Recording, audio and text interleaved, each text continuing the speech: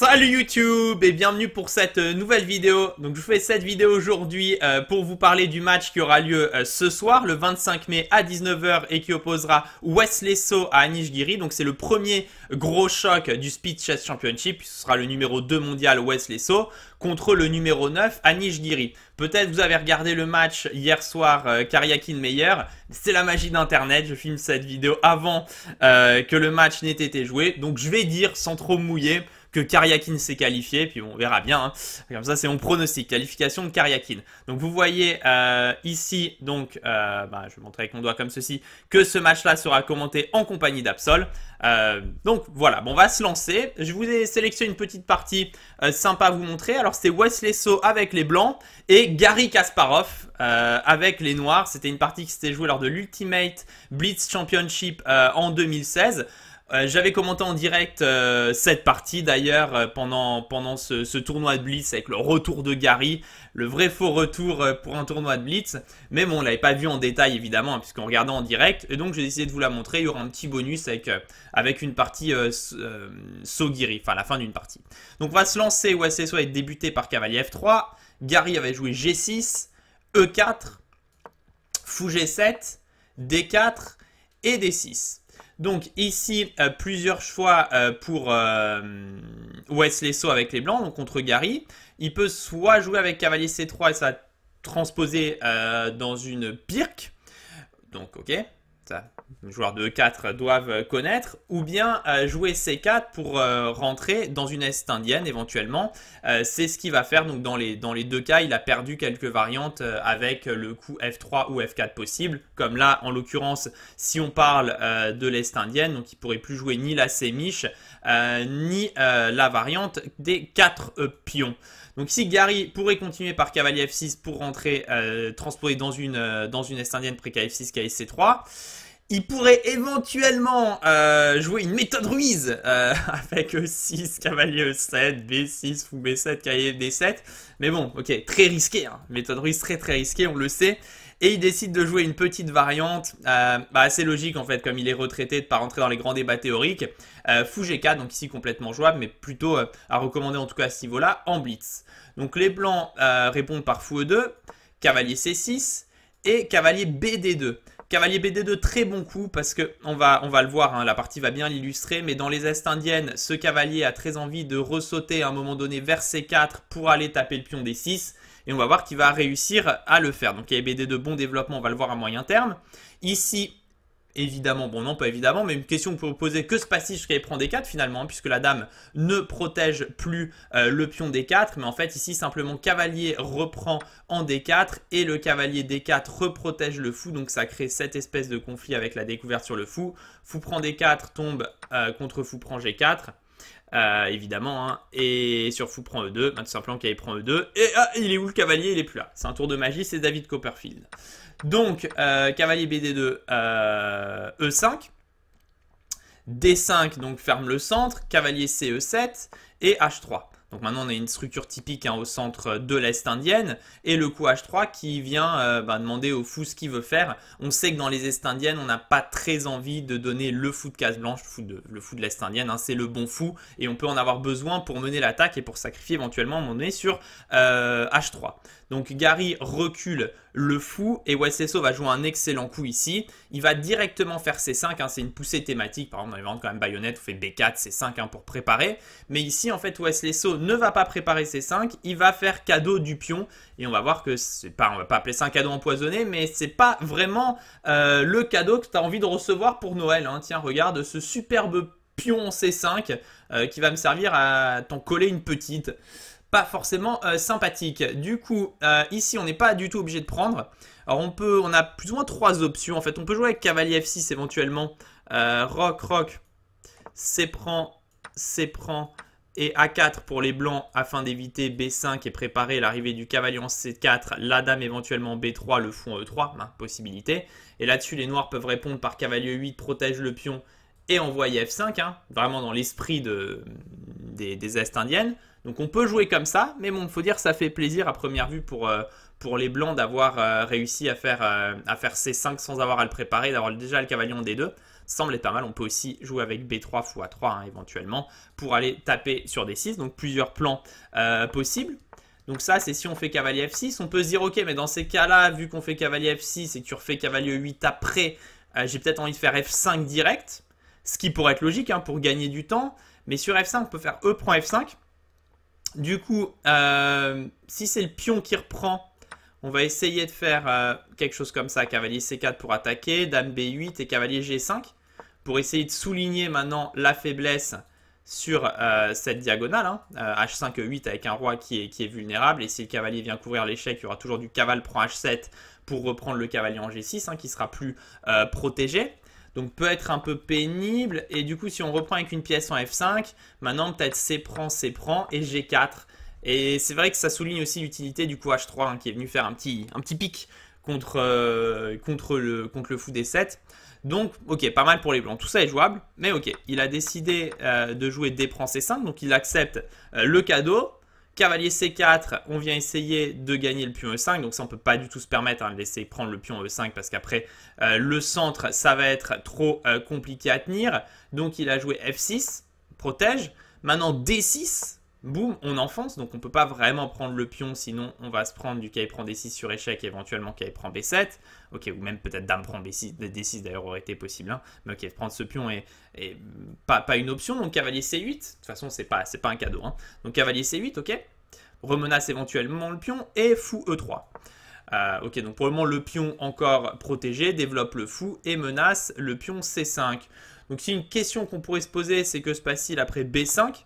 Donc pour attaquer le défenseur du pion D6 et éventuellement le remanger avec le cavalier.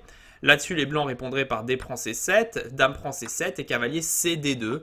Donc les noirs ici ont un pion de plus net, mais on sent que les blancs vont rapidement pouvoir faire du roc, tour C1, dame C2. Et regardez le développement des pièces noires. Beaucoup de pièces sur la 8e, un fou qui tape sur du dur, le fou D7 pas super bien développé. Alors que les pièces blanches vont rapidement tout aller taper sur ce pion C5 et sur cette colonne D. Et si le pion s'avance, on pourra toujours lui en remettre une petite couche avec B3. Donc c'est jouable, hein, mais ça paraît un peu mieux pour les blancs. Les blancs ont un excellent dynamisme et vont forcément récupérer le pion tôt ou tard et auront une position légèrement mieux, des pièces bien mieux développées.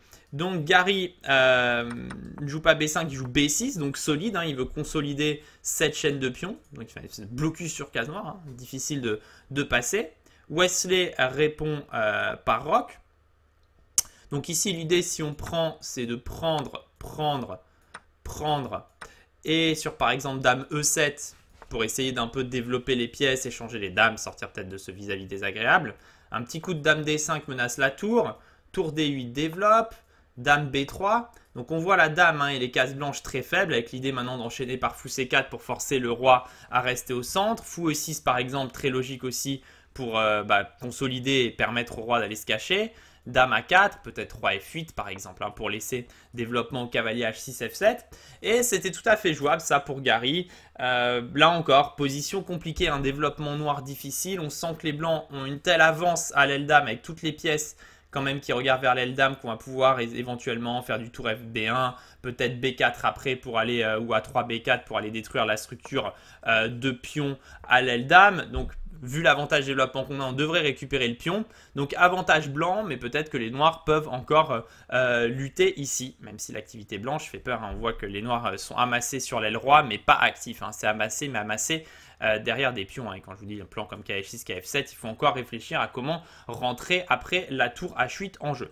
Bon, donc possibilité, mais difficile. On sent que la position est difficile pour Gary. Il joue fou C6. Ok, logique, il menace cette fois-ci vraiment de gagner le pion D6, hein, puisque maintenant il est attaqué 3 fois. Donc Wesley So prend C7 intermédiaire, dame reprend C7.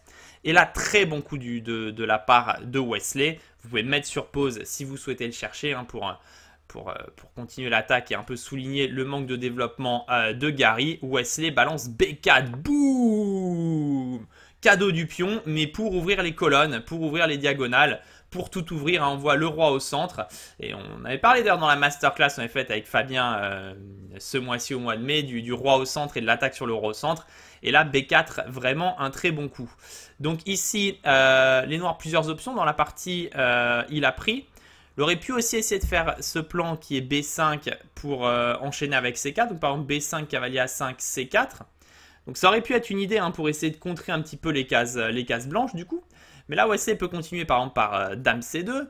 Ok, avec l'idée de faire éventuellement un 4 et de venir après se placer devant le pion. On va juste voir une petite ligne illustrative. Hein. Cavalier GE7, A4, A6 pour protéger le pion. Tour FD1. Ok, développement.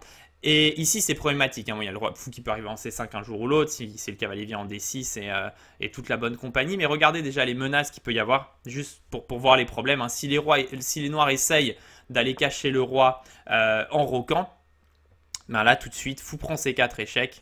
Pion prend C4, dame prend C4, roi H8 et tour A C1. Le fou est cloué, il est menacé 3 fois et on ne peut pas plus le protéger hein, puisque sur cavalier A7, on va s'emparer du cavalier et puis on s'emparera du fou après. Donc on passera d'un pion de moins à un pion de plus. Donc certes, les noirs auront réglé leur problème dynamique du roi au centre, mais ils auront perdu 2 pions. Donc la balance statique est maintenant à l'avantage des blancs. Et du coup, bah, ça illustre bien, c'est dans B5, C4. Ok, les noirs, on a l'impression qu'ils sont presque là et qu'ils réussissent presque à se développer. Mais bon, on a toujours le problème du roi et puis petit à petit, les blancs vont augmenter la pression. On peut déjà faire du tour AC1, on menacera, fou prend C4, même s'il n'y a pas échec. Donc c'est très compliqué à jouer pour les noirs. Gary sur B4, c'est donc emparé du pion B4. Wesley met la tour dans le vis-à-vis de la dame logique. Cavalier GE7 développe et dame B3 qui interdit le roc. Puisqu'ici, sur petit roc, on va simplement jouer cavalier C prend E5 échec, roi H8, cavalier F7 échec et roi G8. Alors si vous le souhaitez ici, vous pouvez mettre sur pause pour trouver comment continuer. Donc je vous laisse mettre sur pause. Pour les autres, on y va et vous êtes peut-être tombé dans mon piège. Et le piège, c'est si vous avez répondu cavalier H6, roi H8, dame G8 en vous disant « Ouais, Kev, c'est facile, le mat allait tout fait. Ouais, j'ai trouvé la réponse. » Bah en fait, non, je te dis faux. Cavalier prend G8 et viens faire cavalier F7 mat. C'est pas facile. Du coup, qui est bien protégé. Donc, c'était mon petit piège. J'ai envie de me faire plaisir cette vidéo. En fait, cavalier 7, G5 échec, roi H8 et cavalier E6, c'était la réponse avec une fourchette. On va encaisser la qualité. On gagne du matériel et la partie continue avec une grosse activité pour les blancs. Donc, difficile pour Gary après dame B3. Il peut toujours pas groquer. Gary joue H6. Peut-être dans les variantes dont on vient de parler, il veut cacher le roi en H7 éventuellement. Hein. Pourquoi pas? A noter que s'il avait joué cavalier D6, qui aurait pu paraître logique aussi. Donc H6, je pense que c'est pour ça. Pour essayer de roquer peut-être après avoir roi H7. S'il avait fait cavalier D6, on aurait pu simplement faire cavalier prend, tour D1, dame B8. Donc ok, on sent que c'est très mauvais. Genre tour prend C6, cavalier prend C6 et dame E6 échec. Hein, juste pour illustrer. Et sur cavalier E7 pour couvrir, fou C4. Menace dame F7 mat, imparable. Juste une variante pour montrer, on sacrifie. Mais on voit bien que ce roi au centre est trop bloqué. Et les noirs, en fait, ils ont ces deux tours en A8 et H8 qui servent absolument à rien. Et surtout F8 pour défendre un mat. On a l'autre mat en D7 du coup, puisque le roi ne peut plus s'échapper. Donc cavalier D6 n'aide pas. C'est juste si vous vous demandiez pourquoi il a joué H6, bah, difficile de trouver un coup et peut-être l'idée de cacher le roi en H7. Mais Wesley ici ramène la tour en D1. Et maintenant, sur petit roc, cavalier prend E5, roi H7. Donc l'idée de Gary. Et ben Wesley So aura tour D7 qui va tout simplement qui va chasser la dame de la protection du fou. Hein. Tout est cloué chez les noirs. Et c'est complètement foutu ici. Donc Gary sur tour FD1 qui joue B5 menace le cavalier. Cavalier C prend E5, boum, dégage avec tes pions. Pion prend E5 et fou prend B5. Donc sacrifice de pièces pour aller chercher le pion et jouer sur les clouages. Donc maintenant on menace hein, clairement, soit tour prend C6, soit fou prend C6. Donc quelque chose prend en C6, suivi de dame E6 échec. Gary a tenté tour B8 pour essayer de protéger un peu ce qu'il pouvait, attaquer le fou et s'activer. Mais fou A4, tout bêtement. On continue, on aurait pu aussi faire fou prend E6 éventuellement et dame E6, mais ok, fou A4, on va plutôt essayer de prendre avec la tour plus fort. Les noirs essayent de se déclouer avec dame B7. Et maintenant, tour prend C6, cavalier prend C6 et dame E6 échec. Donc le cavalier 8 vient couvrir en E7, hein, celui-ci est cloué. Et maintenant, fou C5 qui vient créer de nouvelles menaces puisque maintenant menace fou prend C6. Dame prend C6 forcé puisque le cavalier est cloué. Et Dame prend E7 mat. Donc les menaces sont de partout. Roi F8 n'aide pas parce que fou prend C6 et le cavalier est cloué. Donc il essaye de protéger le cavalier C6 avec sa tour. Mais maintenant, vous êtes Wesley So. Il vous reste un coup à trouver pour que Gary abandonne. Et Wesley a joué fou prend E7. Fou prend E7, tout simplement, qui vient tout faire exploser. Gary abandonne, puisqu'on menace, simplement de déplacer le fou en C5 et de renouveler toutes les menaces avec un mat en 2, dame E7, dame prend E7. Et si on prend ce fou avec la dame, c'est la seule pièce qui peut le prendre, on perd la tour en C8, mais pas que, puisque après roi F7, fou B3 échec, roi F6 seule case, et dame prend C6, et le roi se fait choper. En fait, tout bêtement.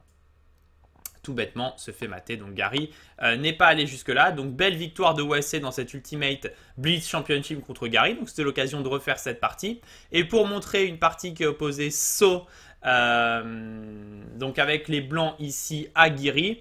Donc j'ai mis cette position. C'était une partie longue. C'est joué en 2010 à Vaikenzi dans l'Open B. Ici, vous avez les blancs. C'est à vous de jouer.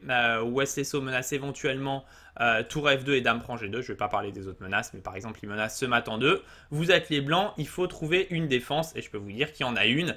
Donc mettez sur pause, pour les autres on y va. Alors, Wesley So avec les blancs ici en 2010, donc il y a longtemps, il y a 7 ans, c'était défendu en jouant cavalier E2, auquel Anish Giri avait répondu tour F1 échec, roi prend F1 forcé.